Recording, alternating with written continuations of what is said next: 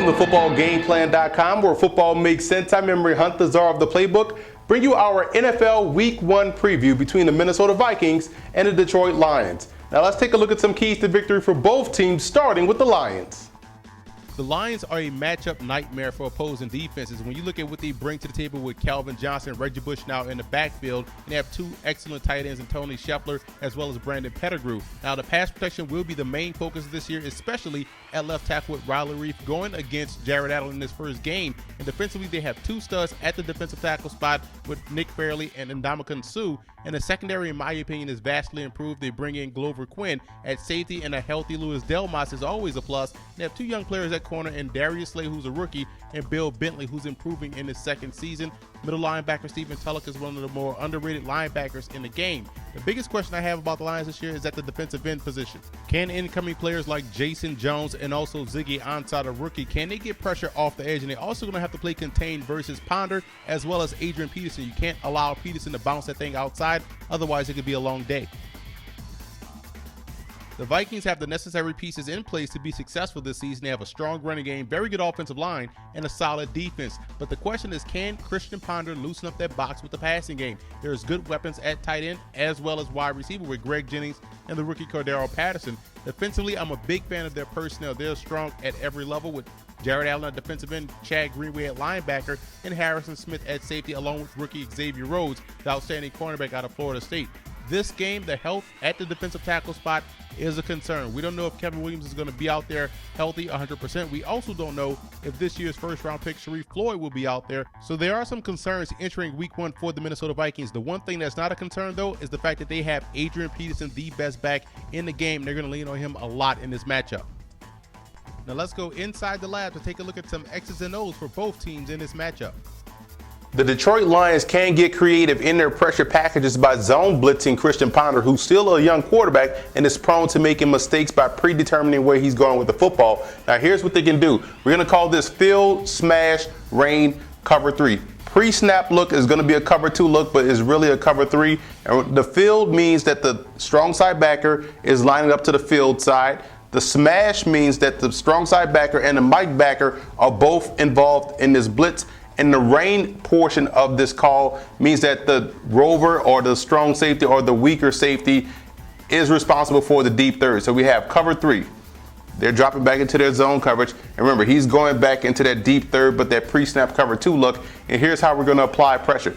The strong side backer is pushing on the edge, playing contained, but also getting that pressure. But it's a contained pressure. You have the defensive end. He's going to cross face of both the tackle and the guard and attack this A gap here. Now you have the play side 1 tech. What his job is also to attack the A gap, but on the other side, crossing face of the center. And now you have the play side, the weak side tackle, His job is to entertain this and get a good jam on that end. We're going to send the backer, the middle backer, down this B gap to get that pressure strong side.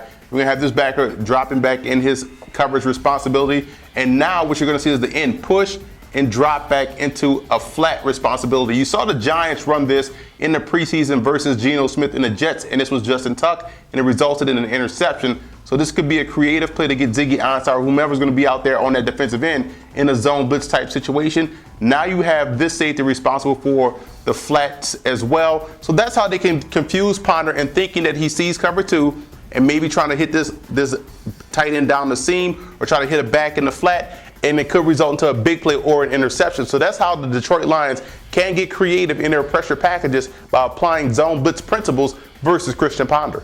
The Minnesota Vikings have a unique talent at the receiver position in Cordero Patterson, a guy that's dangerous with the ball in his hands. And the Vikings have to find ways to get him the football quickly so that way he can take advantage of his run after the catch skills. Let me show you right here 2 routes that they can run. One is called the quick follow. And we're going to draw it up right here. You're going to have a 1 back set receiver. And you will, in this situation, you want to put Cordero Patterson on either side because they're going to be mirror routes, which means they're going to run the same routes to both sides. So you want him on the outside in this particular pass play. And what the quick follow is, you're taking advantage of an over-aggressive defense to follow the speed out, which will be led by these guys. These guys are running the speed out so that way you can get flow going away from the guy you want the football to, which would be Cordero Patterson right here. And you're going to bring him 3 to 5 yards in, and he's going to whip back out. You dump him that football quickly, he can take it up the field and make big plays after the catch. Now, another route we're going to show you is called the snag route. And I'm a big fan of the snag route because it gives the illusion of a skinny post, then it gives the illusion of a quick slant to a skinny post, then you jump back down and you snag it. So how we have it set up is like this. Now we're going to put a fullback in the backfield. This could be Cordero Patterson. You can have your tight end as well as your receiver here. Now, the snag concept is simple. You're going to have these guys stem up 3 as he's 3 to 6, coming back down to 5. That's the snag route. And what you're going to have here, you're going to have the speed out by the fullback. You're going to have the tight end run a flag route, and you're also going to have the snag route on the backside as well. So, and if it's zone, he's going to drift back out and find the soft spot and settle down. So you want to hit this guy quickly. Remember, 3 to 6, back down to 5. Get Cordero Patterson the football quickly, and that way he could take advantage of his run after the catch skills and make some big plays for the Vikings this week as they take on the Detroit Lions. Now, here are some coaching points for both teams in this matchup. For the Vikings, they have to find ways to get Patterson the football. We stressed that in our Inside the Lab portion. He's a dynamic playmaker. Put the football in his hands and let him do work. And the linebackers in pass coverage, the Lions put a lot of pressure on your underneath coverage, and your linebackers are going to have to do a great job in that aspect. And delayed pressure versus Matt Stafford. Stafford is a guy that tends to hold the football a little bit too long and also tends to freak out when he sees that late pressure coming down that A-gap. So you want to delay your pressure versus Stafford.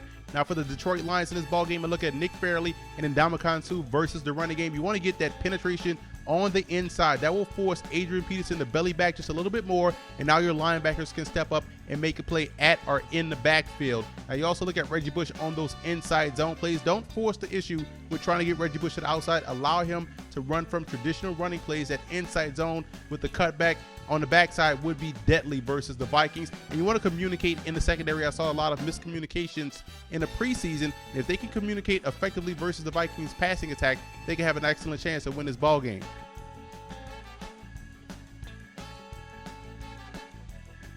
The X factor in this ball game for the Detroit Lions will be Scott Linehan's play calling. He has to avoid the temptation of just chucking it up to Calvin Johnson all day long. You have outstanding weapons at your disposal. Get everyone involved in the ball game. Balance is the key for the Lions to be successful. The X factor for the Vikings in this ballgame will be their use of their tight ends, not only in the passing game, but also in the running game. I'm a big fan of their personnel at that position. Kyle Rudolph is an outstanding tight end. They also have a solid player in John Carlson and Rhett Ellington, who doubles as an H-back.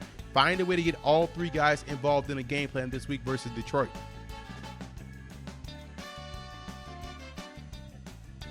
I like the Detroit Lions in this ballgame. I think this is a matchup nightmare in week 1 for the Minnesota Vikings, especially with some questions at the defensive tackle spot. We don't know if Kevin Williams or Sharif Floyd will be out there. And the Lions do have the ability to spread you out defensively and attack the individual matchups. And I think that's what they'll do in week 1 to get a leg up versus a division opponent in the Minnesota Vikings. And I also want to give a huge shout out to Lion fan forums and Viking fan forums for always showing football game plan support.